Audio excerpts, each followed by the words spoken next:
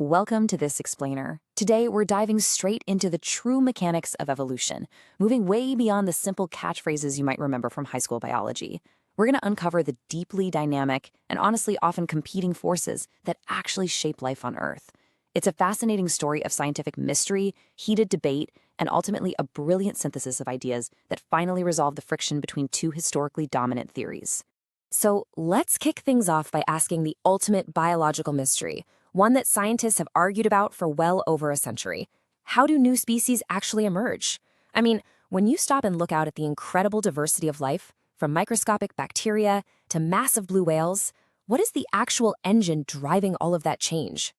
Now, before we get into the historical trauma, we need to ground ourselves with one core concept, and that is speciation.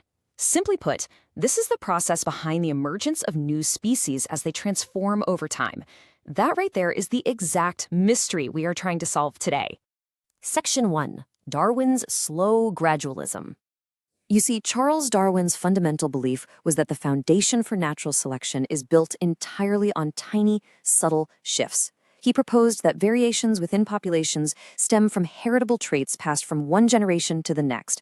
But, and this is crucial, he underscored that these variations are generally small and nuanced. He wasn't looking at massive, overnight mutations. He was looking at the slightest shifts, maybe a slightly different beak shape or a marginally thicker coat of fur that might give an organism a tiny, tiny edge in survival. What this builds is a very slow, gradual procedure. Heritable traits are passed down, and within those traits, little variances just naturally occur. Then, natural selection steps in like a filter, favoring the specific adaptations that make an organism better suited to its environment. Over vast stretches of time, we're talking mind-boggling amounts of time, these slow, cumulative changes transform the species entirely in response to environmental challenges. For Darwin, evolution was absolutely a marathon, not a sprint. Which brings us to Section 2, de Vries and sudden mutation. Fast forward to the early 20th century, and a Dutch botanist named Hugo de Vries completely flipped the script. By closely observing evening primrose plants, he introduced a massive paradigm shift: mutations. By defining these as significant, sometimes totally abrupt changes in an organism's genetic material, he moved the scientific focus completely away from Darwin's subtle, incremental variances. Suddenly, everyone's attention was squarely on genetic shifts that seemed to come right out of nowhere. Because of these abrupt genetic leaps he identified in his plants, de Vries argued that evolution could actually follow a highly erratic pathway. He proposed a mechanism for rapid evolutionary change where major shifts could happen in literally a single generation.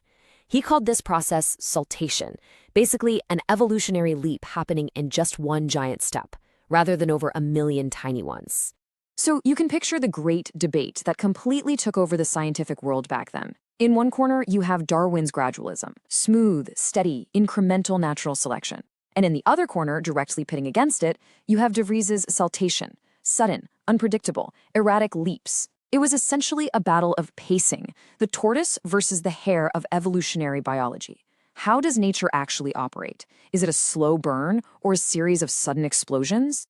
That leads us right into Section 3, the modern genetic synthesis. For decades, this tension between slow and fast evolution was the central debate. But it turns out, modern science actually marries these historical ideas beautifully. It's really not a matter of either or. The modern synthesis blends Mendelian genetics, which are the rules of heredity, with Darwinian concepts of natural selection, all viewed through the lens of population genetics. By bringing these three pillars together, scientists created a much more complex, unified picture of how evolution truly operates behind the scenes. To really wrap our heads around this modern synthesis, we have to understand allele frequency changes. Think of this as the ultimate scorecard of evolution. It tracks how different versions of genes, which we call alleles, fluctuate within a given population over time. This metric is a game changer because it provides vital insight into how the sudden, random mutations observed by de Vries and the slow natural selection proposed by Darwin constantly interact to shape adaptive traits. Think about it. A sudden mutation creates a brand new allele, right? But it is gradual natural selection that determines if that specific allele actually spreads through the population over generations. Section 4, the tapestry of life. So why does resolving this historical debate actually matter for us? Well, it reveals that the vast, mind-blowing diversity of life isn't driven by just one simple, isolated method. Instead, the mechanism of evolution weaves together incredibly intricate interactions.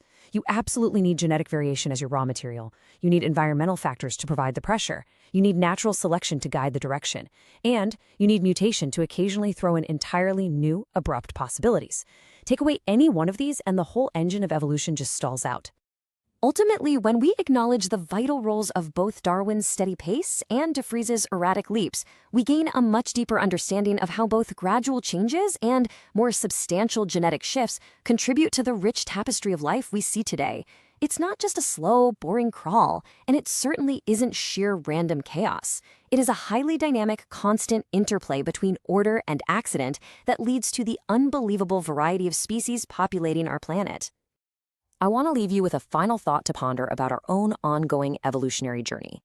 Think about humanity for a second. We are still totally subject to these exact same rules of allele frequency, mutation, and selection. So if our past was shaped by both the slow crawl of adaptation and the sudden lightning strikes of genetic mutation, what unpredictable leaps might shape the future trajectory of our own species? Thank you so much for joining me for this explainer. Keep asking